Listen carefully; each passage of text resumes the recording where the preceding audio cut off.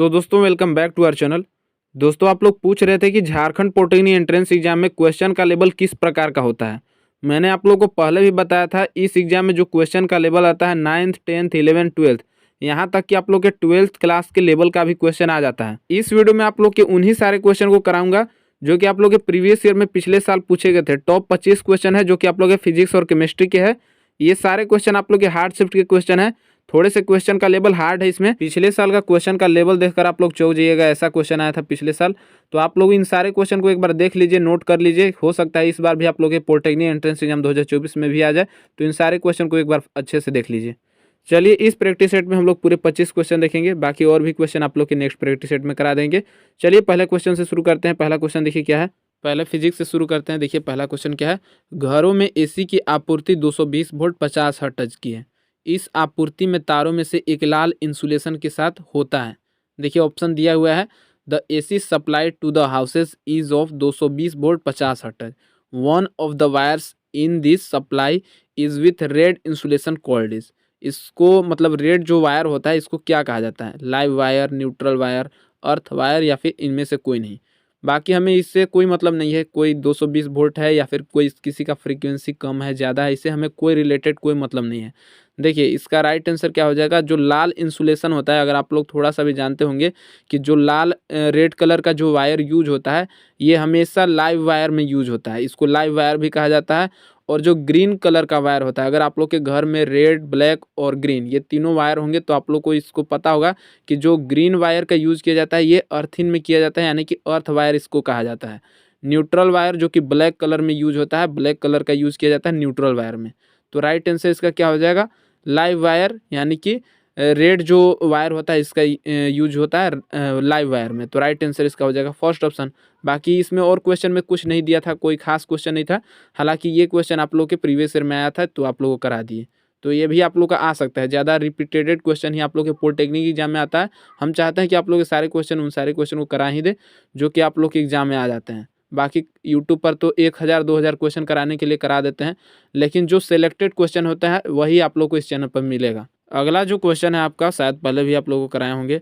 Short circuit के समय विद्युत परिपथ में धारा का क्या होता है। At the time of short circuit the current in an electric circuit शून्य हो जाता है, वही रहता है, तेजी से बढ़ता है या फिर तेजी से घट जाता है। ये तो आप लोगों को सोचने की बात है।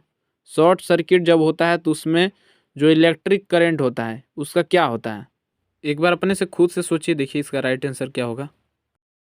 देखिए कहीं पे अगर शॉर्ट सर्किट होता है किसी भी विद्युत परिपथ में तो वहाँ पर क्या होता है, जो धारा का मान होता है ये ज़्यादा हो जाता है। जब कोई मान लीजिए विद्युत परिपथ में उसमें अगर इलेक्ट्रिक करंट ज़्यादा हो जाए, जैसे मान लीजिए 100 एम्पियर है और अगर 200 एम्पियर हो जाए तो इस समय क्या होगा, ये तेज़ी से जब बढ़ जाता है, इंक्रीज हो जाता है, तो उस समय शॉर्ट सर्किट होता है। अब ऑप्शन में दिया है शून्य हो जाता है, तो इसका तो कोई कारण होगा नहीं, वही रहता है, ये भी कोई नहीं होगा। तेज़ी से घट जाता है, ये भी नहीं होगा। तो राइट आंसर इसका क्या हो जाएगा। अगर मान लीजिए कोई विद्युत परिपथ है, इलेक्ट्रिक सर्किट, अगर वहाँ पे विद्युत परिपथ में अगर तेजी से धारा आ रही है तो इस कारण से क्या होता है कि शॉर्ट सर्किट हो जाता है, तार जो वायर होते हैं ये जल जाते हैं, इक्विपमेंट ये सब खराब हो जाते हैं। तो राइट आंसर इसका क्या हो जाएगा, थर्ड ऑप्शन। नेक्स्ट क्वेश्चन देखिए, क्वेश्चन नंबर थर्ड है आप लोग का। देखिए न्यूमेरिकल से एक क्वेश्चन है। 2 किलोवाट जो कि आप लोग का पहले आया था, 2 किलोवाट शक्ति रेटिंग का एक विद्युत ओवन जो कि 220 वोल्ट के एक घरेलू विद्युत परिपथ में संचालित किया जाता है। ओवन से ली गई धारा क्या है। ओवन से ली गई जो इलेक्ट्रिक करंट है इसको आप लोग को निकालना है। सबसे पहले जो चीज़ दिया गया है उसको हम अच्छे से लिखेंगे। जैसे कि यहाँ पर दिया गया है 2 किलोवाट शक्ति, यानी कि power P equal to 2 kilowatt दिया गया है, इसको हम लिख लेंगे। उसके बाद यहाँ पर देखिए वोल्टेज दिया गया है V इक्वल टू 220 वोल्ट। अब हम लोग को यहाँ पर निकालना है पावर। पावर यानी कि शक्ति, इसका जो फॉर्मूला होता है ये होता है P equal to IV। I होता है करंट, V होता है वोल्टेज, P इक्वल टू होता है IV। हम लोग को यहाँ पर क्या निकालना है, धारा यानी कि करंट। तो करंट इक्वल टू क्या हो जाएगा, P इक्वल टू IV, तो I इक्वल टू P बटा में V होगा ना। तो P यहाँ पर दिया है 2 किलोवाट। देखिए जो किलोवाट होता है, 1 किलोवाट इक्वल टू होता है 1000 वाट। तो यहाँ पर 2 किलोवाट हो तो 2 गुना 1000 कर देंगे, यानी कि 2000 वाट हो जाएगा। तो किलोवाट को पहले हम वाट में बदलेंगे, समझ गए। यहाँ पर वोल्टेज दिया है 220 वोल्ट, तो अब हम करेंगे इसको I इक्वल टू P बटा में V, यानी कि यहाँ पर पावर बटा में वोल्टेज 2000 वाट बटा में 220 वोल्ट। जब हम लोग करेंगे तो क्या आएगा, 2000 वाट बटा में 220 वोल्ट को यहाँ पर काटेंगे 0 से 0, और उसके बाद हम लोग 22 से यहाँ पर 200, इसमें जब हम भाग करेंगे तो क्या आएगा, ये आएगा 9.09। देखिए जो धारा होता है यानी कि करंट इसका जो होता है एसआई यूनिट ये होता है एम्पियर, तो राइट आंसर क्या हो जाएगा 9.09 एम्पियर। आप लोग एक बार खुद से करके देखिए, राइट आंसर इसका हो जाएगा सेकेंड ऑप्शन। कोई इसमें आप लोग का डाउट नहीं होना चाहिए, राइट आंसर इसका हो जाएगा सेकंड ऑप्शन। क्वेश्चन नंबर 4 जो कि आप लोग का लाइट चैप्टर से, बहुत ही इंपॉर्टेंट चैप्टर है। पिछले साल आप लोग का एक केवल लाइट चैप्टर से टॉपिक से कराए थे, वो भी जाकर आप लोग देख लीजिएगा। क्वेश्चन नंबर 4 क्या है, एक गोलाकार दर्पण और एक पतले गोलाकार लेंस की फोकस दूरी -15 सेंटीमीटर है। दर्पण और लेंस संभवतः एक दूसरे के सापेक्ष होंगे। क्वेश्चन देखिए क्या है, a spherical mirror and a thin spherical lens है वह focal length of -15 centimetre, F equal to -15 centimetre दिया है। बताना है आपको कि the mirror and the lens are likely to be, क्या होगा, दोनों अवतल होगा बोथ कनकेव, दोनों उत्तल होगा बोथ कन्वेक्स, या फिर दर्पण अवतल है और लेंस उत्तल है, यानी कि जो मिरर है ये कनकेव होगा और लेंस होगा ये कन्वेक्स होगा, या फिर दर्पण उत्तल और लेंस अवतल होगा। यहाँ पर जस्ट उल्टा है, मिरर जो है ये कन्वेक्स होगा या फिर लेंस जो है ये कनकेव होगा। राइट आंसर क्या होगा, शायद आपको पता होगा -15 सेंटीमीटर माइनस में है तो क्या होता है, ये होता है दर्पण जो होता है यानी कि मिरर, ये भी कन्वेक्स होता है, सॉरी कनकेव होता है, और जो लेंस होता है ये भी कनकेव होता है। यानी कि इसका राइट आंसर क्या हो जाएगा, देखिए जो मिरर होता है यानी कि दर्पण और लेंस ये दोनों होता है कनकेव, ये कब होता है माइनस में, तो यहाँ पर राइट आंसर क्या हो जाएगा, दोनों अवतल दिया हुआ है फर्स्ट ऑप्शन देखिए बोथ कनकेव हो जाएगा, उत्तल नहीं होगा। यहाँ पर ध्यान दीजिएगा ये दोनों अवतल होगा, माइनस में है तो दोनों अवतल हो जाएगा। राइट आंसर इसका हो जाएगा फर्स्ट ऑप्शन, याद रखिएगा। अगला क्वेश्चन देखिए, क्वेश्चन नंबर 5, यहाँ पर आप लोग को फोकस लंबाई 15 सेंटीमीटर दिया है, उत्तल दर्पण से 10 सेंटीमीटर की दूरी पर रखा गया है। आवर्धन बताना है यानी कि मैग्निफिकेशन, बताइए अपने खुद से करके एक बार देखिए कितना आता है, आप लोग करके दिखाइए। यू दिया है 10 centimetre, F equal to 15 centimetre, क्या होगा आवर्धन, फॉर्मूला पता होगा क्या होता है। आवर्धन का जो फॉर्मूला होता है ये होता है -v/u। यहाँ पर u दिया है यानी कि जो दूरी है ये दिया हुआ है 10 सेंटीमीटर, लेकिन v नहीं है, v नहीं दिया है, यहाँ पर f दिया है, तो हम लोग v निकालेंगे फॉर्मूला से। फॉर्मूला होता है ना 1/v -1/u equal to 1/f, तो यहाँ से हम लोग v का मान निकालेंगे। 1/v इक्वल टू क्या हो जाएगा 1/f प्लस 1/u। आप लोग ये तो समझ गए होंगे। यहाँ पर क्या हो जाएगा, f का मान बैठाएंगे 1/15 प्लस 1/u का मान जो कि दिया गया है 1/10, ये जो 10 दिया गया है ना यहाँ पर लिख लेंगे, तो 1/15 प्लस 1/10। अब इसको हम लोग कैलकुलेट करेंगे कितना आएगा देखिए, और उसके बाद हम लोग v का मान निकालेंगे। देखिए कितना आएगा 10 और 15 का जब हम लोग करेंगे एलसीएम लेंगे तो यहाँ पर आएगा 30, तो यहाँ पर देखिए 15 दूना 30 हो जाएगा, उसके बाद 10 तिया 30 यानी कि 3 और 2 5 बटा में हो जाएगा 30, 5 से 30 काटेंगे तो 5 छक 30, ये होगा कि नहीं, तो यहाँ क्या हो जाएगा v इक्वल टू हो जाएगा 6। ये आप लोग समझ गए होंगे। अब हमको यहाँ पर निकालना है इसका आवर्धन। आवर्धन का जो फॉर्मूला होता है ये होता है -v/u। यहाँ पर देखिए जो ये पर आया है उत्तल दर्पण का ये माइनस में होगा, -6 होगा। अब हम यहाँ पर लिखेंगे माइनस और -v/u यानी कि माइनस और -6/u का मान जो दिया गया है 10, समझ गए। तो यहाँ पर क्या हो जाएगा माइनस माइनस प्लस हो जाएगा 6/10, तो 10 से 6 में भाग देंगे तो क्या होगा +0.6, तो इसका राइट आंसर क्या हो जाएगा सेकेंड ऑप्शन। एक बार आप लोग ध्यान से देखिएगा इसको और अपने से खुद से करके देखिएगा। राइट आंसर इसका क्या हो जाएगा, आवर्धन जो इसका हो गया ये हो गया 0.6, राइट आंसर सेकेंड ऑप्शन। तो इस टाइप का क्वेश्चन आ जाएगा तो आप लोग को बना देना है, ठीक है। चलिए अगला क्वेश्चन देखते हैं, बस एक क्वेश्चन देख लीजिए, क्वेश्चन नंबर 6 न्यूमेरिकल, उसके बाद हम जल्दी जल्दी सारे क्वेश्चन को कराएंगे। क्वेश्चन नंबर 6 क्या है, प्रत्येक प्रतिरोध R वाले n प्रतिरोधक प्रारंभ में समांतर में जुड़े हुए हैं, इस व्यवस्था के कारण परिणामी प्रतिरोध x है, तो यदि इन प्रतिरोधकों को श्रृंखला में जोड़ा जाए तो परिणामी प्रतिरोध क्या होगा। क्वेश्चन में बताया गया है कि जो प्रतिरोध है रेजिस्टेंस ये पहले पार्श्वक्रम यानी कि समानांतर क्रम में जुड़े हैं, पैरेलल जुड़े हुए हैं।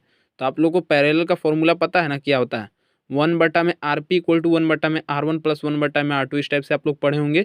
तो इसी टाइप से यहाँ पर जो है n के जगह पर यहाँ पर x को बैठाना है, 1/x इक्वल टू लिखेंगे 1/R प्लस 1/R, प्लस इस टाइप से डॉट डॉट डॉट हो जाता है और ये 1/r हो जाता है, समझ गए। तो 1/r plus 1/r dot dot 1/r लिखेंगे। यहाँ पर प्रतिरोधक जो है ये है n, तो यहाँ पर क्या हो जाएगा, ये हो जाएगा जब हम इसको सॉल्व करेंगे तो ये हो जाएगा n/r। अब 1/x इक्वल टू n/r हो गया। तो यहाँ से हम x का मान निकालेंगे तो क्या जस्ट इसका उल्टा हो जाएगा r/n। तो x इक्वल टू हो जाएगा r/n। ये हो गया r इक्वल टू nx। इसको हम इस टाइप से भी लिख सकते हैं x इक्वल टू r/n। तो यहाँ पर r का ये जो गुना हो जाएगा तो n गुना x हो जाएगा, तो r इक्वल टू हो जाएगा nx। इसको हम लोग मान लेंगे r इक्वल टू nx को इक्वेशन फर्स्ट मान लीजिए, इक्वेशन फर्स्ट है। अगला इक्वेशन निकालेंगे जो कि क्वेश्चन में बताया गया है कि n रजिस्टर जो है ये कनेक्टेड है सीरीज में। अब सीरीज में कनेक्टेड है तो इसका क्या फॉर्मूला होता है, r plus R dot dot dot r, ये होता है ना।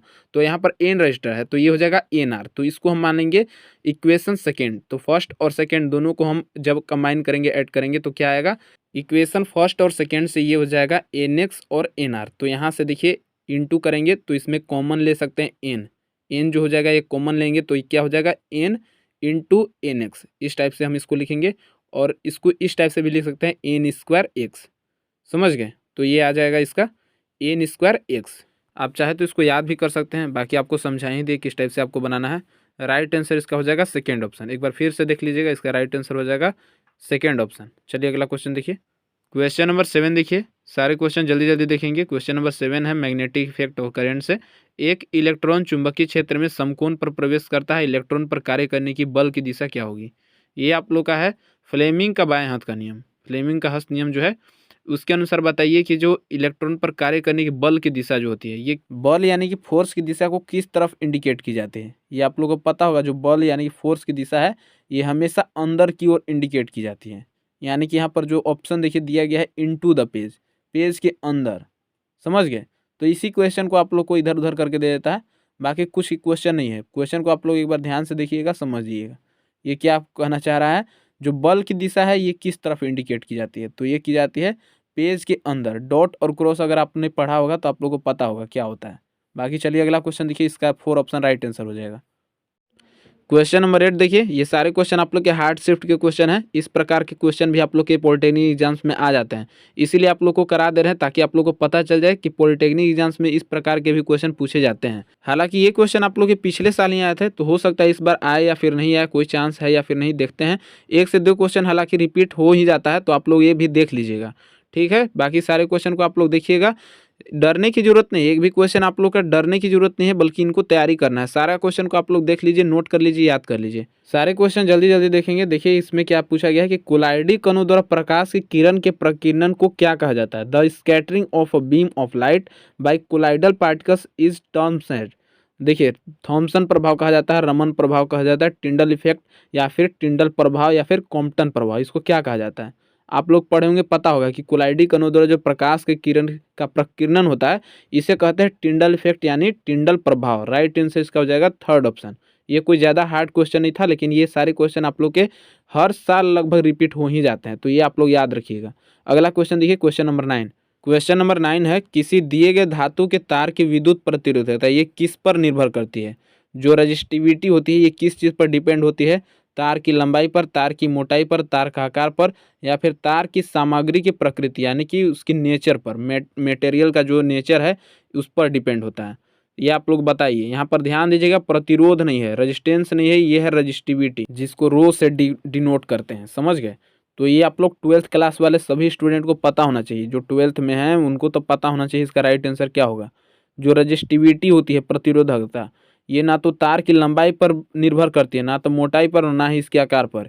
ये निर्भर करती है चीज़ बना किस चीज़ से है, यानी कि तार की प्रकृति जो होती है ना, नेचर, इस पर निर्भर करती है। तो राइट आंसर इसका क्या हो जाएगा, तार की सामग्री की प्रकृति, nature of the wire materials. Right answer इसका हो जाएगा 4 option. Next question, question number 10।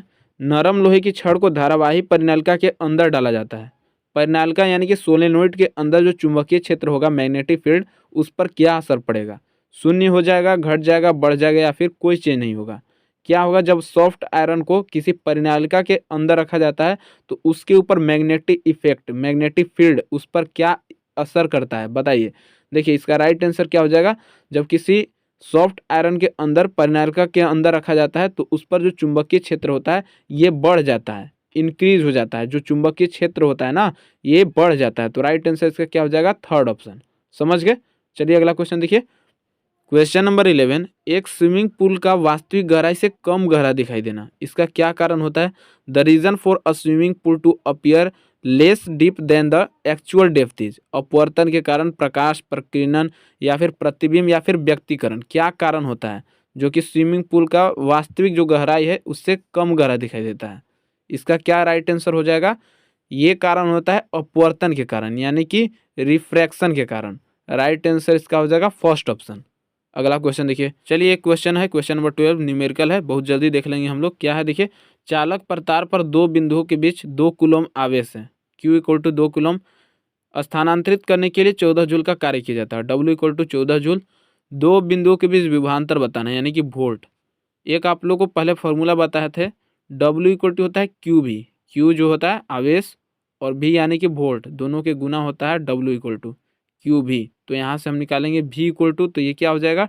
W बटा में Q, यानी कि 14 बटा में 2, 2 से 14 काटेंगे, 2 सते 14, तो क्या हो जाएगा? वोल्ट जो होता है विभवांतर कैसे यूनिट, यानी कि 7 वोल्ट इसका राइट आंसर हो जाएगा। समझ गए? तो ये तो ज़्यादा टफ नहीं था, बस फॉर्मूला आप लोग को याद होना चाहिए। राइट आंसर इसका हो जाएगा थर्ड ऑप्शन। नेक्स्ट क्वेश्चन देखिए। चलिए क्वेश्चन नंबर 13 देखिए। विद्युत जनरेटर के काम करने की मूल घटना ये किस पर आधारित होती है? The basic phenomena of working of an electric generator is. बताइए कि जो विद्युत जनरेटर है ये किस पर आधारित होती है? विद्युत चुंबकीय प्रेरण पर, हॉल प्रभाव, फेरो इलेक्ट्रिक प्रभाव, या फिर फोटो इलेक्ट्रिक प्रभाव, किस पर आधारित होती है?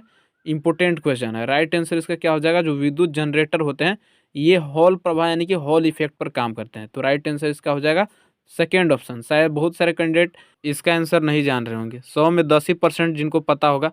विद्युत जनरेटर जो होता है ये हॉल इफेक्ट पर काम करता है, विद्युत मोटर ये विद्युत चुंबकीय प्रेरण पर काम करता है। इसका राइट आंसर क्या हो जाएगा? Second option. नेक्स्ट क्वेश्चन देखिए। क्वेश्चन नंबर 14, वह उपकरण जो किसी सर्किट में करंट की मौजूदगी का पता लगाता है। ये तो आसान क्वेश्चन है, हालांकि ये कई बार रिपीट होता है तो सोचे इसको भी ऐड ही कर देते हैं। The device that can be detect the presence of a current in the circuit. बताइए कि किसी भी सर्किट में कौन सा उपकरण है, कौन सा डिवाइस होता है जो करंट की मौजूदगी का पता लगाता है? तो ये चीज़ तो होता है गैल्वेनोमीटर। गैल्वेनोमीटर का क्या काम होता है? ये करंट की मौजूदगी का पता लगाता है। वोल्टमीटर विभवांतर यानी कि वोल्ट को मेजर करता है। अगला जो क्वेश्चन है जो कि आप लोग के एग्जाम्स में आ जाता है ये है बोरेक्स का फॉर्मूला। देखिए बोरेक्स का जो फॉर्मूला होता है, chemical formula of borax, borax का जो केमिकल फॉर्मूला होता है ये होता है Na2B4O7 और 10H2O। तो ये देखिए ऑप्शन, सेकेंड ऑप्शन देखिए, इसको अच्छे से याद कर लीजिएगा। Na2B4O7 और इनटू में 10H2 होता है। बोरेक्स का फॉर्मूला ये होता है, याद रखिएगा, ठीक है। ये सेकेंड ऑप्शन इसका राइट आंसर हो जाएगा। अगला क्वेश्चन चलिए देखते हैं। क्वेश्चन नंबर 16, 99.985% हाइड्रोजन परमाणु में केवल एक प्रोटॉन होता है, इस आइसोटोप को क्या कहा जाता है? बताइए क्या कहा जाता है? Hydrogen atoms contain only one protons, this isotope is called. Protium, deuterium, tritium, या फिर बोथ होगा? दोनों होगा, फर्स्ट और सेकेंड दोनों। राइट आंसर इसका हो जाएगा केवल एक प्रोटॉन होता है, इस आइसोटोप को कहा जाता है प्रोटियम। राइट आंसर इसका हो जाएगा फर्स्ट ऑप्शन। बाकी ये तीनों तो हाइड्रोजन के ही समस्थानिक हैं, आइसोटोप जो हैं ये तीनों हाइड्रोजन की हैं। लेकिन देखिए केवल एक प्रोटॉन होता है, ये कौन सा आइसोटोप है? ये है प्रोटियम। राइट आंसर इसका हो जाएगा फर्स्ट ऑप्शन। अगला क्वेश्चन देखिए। क्वेश्चन नंबर 17, ये भी क्वेश्चन आपके एग्जाम में कई बार रिपीट हुआ है। हम तो अपने चैनल पर कराते कराते थक गए हैं, कई बार कराए हैं ये क्वेश्चन को, फिर भी कई सारे कैंडिडेट अपने एग्जाम में जाते हैं और गलती करके आते हैं। वनस्पति तेल के वनस्पति घी में हाइड्रोजनीकरण में प्रयुक्त उत्प्रेरक यानी कि जो कैटलिस्ट होता है ये कौन सा यूज होता है? निकेल होता है, लोहा, शीशा, क्या होता है? कौन सा कैटलिस्ट का यूज़ किया जाता है? The catalyst use in the hydrogenation of vegetables oil into वनस्पति घी इज। क्या होता है? किस उत्प्रेरक का यूज़ किया जाता है? तो ये किया जाता है निकेल उत्प्रेरक का। याद रखिएगा निकेल उत्प्रेरक का यूज़ किया जाता है, बार बार नहीं कराएंगे, ये आप लोग का लास्ट बार बता रहे हैं। वनस्पति तेल के वनस्पति घी में हाइड्रोजनीकरण के लिए जो उत्प्रेरक यानी कि कैटलिस्ट का यूज़ किया जाता है ये निकेल उत्प्रेरक का यूज़ किया जाता है। राइट आंसर इसका हो जाएगा फर्स्ट ऑप्शन। अगला क्वेश्चन देखिए। क्वेश्चन नंबर 18, पानी की अस्थायी कठोरता को दूर करने के लिए किस विधि का यूज़ किया जाता है? बताइए, कैलगन की विधि, क्लॉर की विधि, आयन विनिमय विधि या फिर सिंथेटिक रेजिन विधि। किस चीज़ का यूज़ किया जाता है, किस मेथड का यूज़ किया जाता है?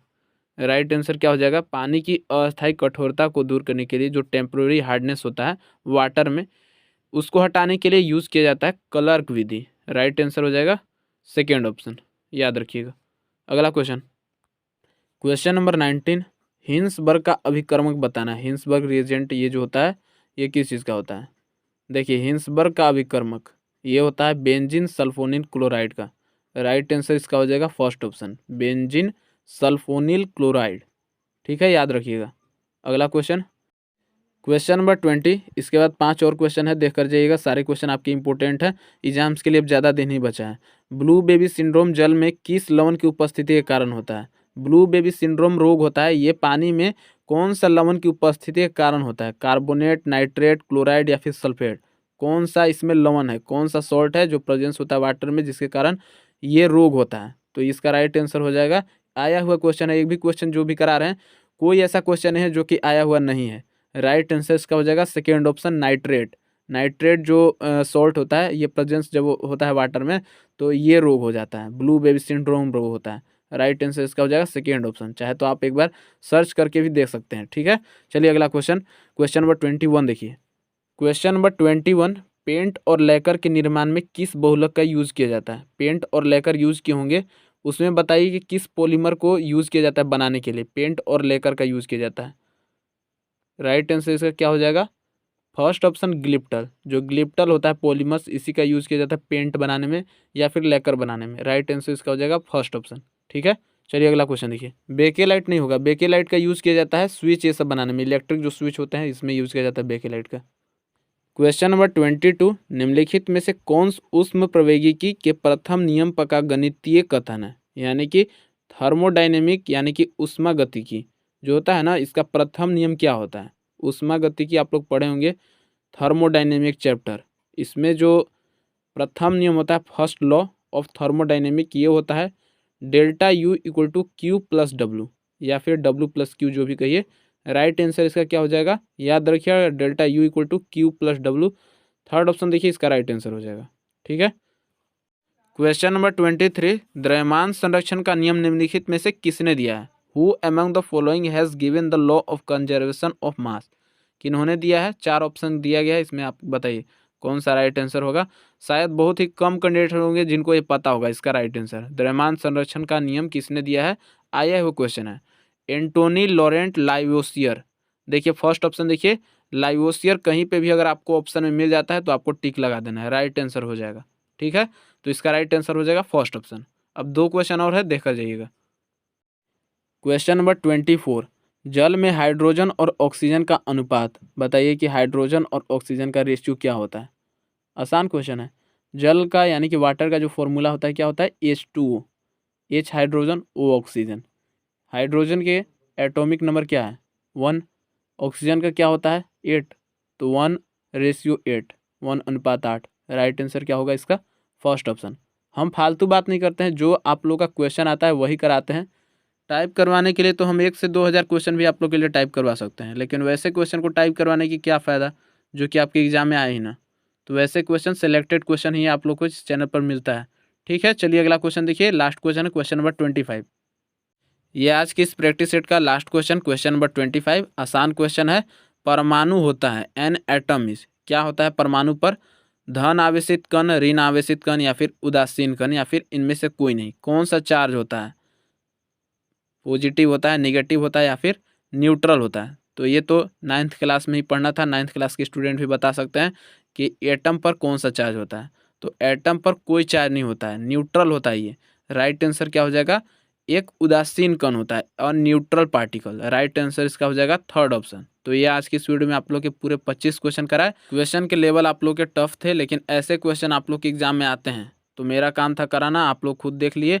आप लोग को अब कैसा लगा ये वीडियो? अगर आप लोग को अच्छा लग रहा है तो ठीक है, कमेंट कीजिएगा, फिर से हम आप लोग को नेक्स्ट पार्ट में और भी वीडियो आप लोग को और क्वेश्चन लेकर आएंगे। ठीक है, बाकी जिनको नहीं समझ में आया वो भी कमेंट कीजिएगा, फिर से समझाने की कोशिश करेंगे अगले वीडियो में। बाकी अभी के लिए बस इतना ही, मिलते हैं अगले वीडियो में, धन्यवाद।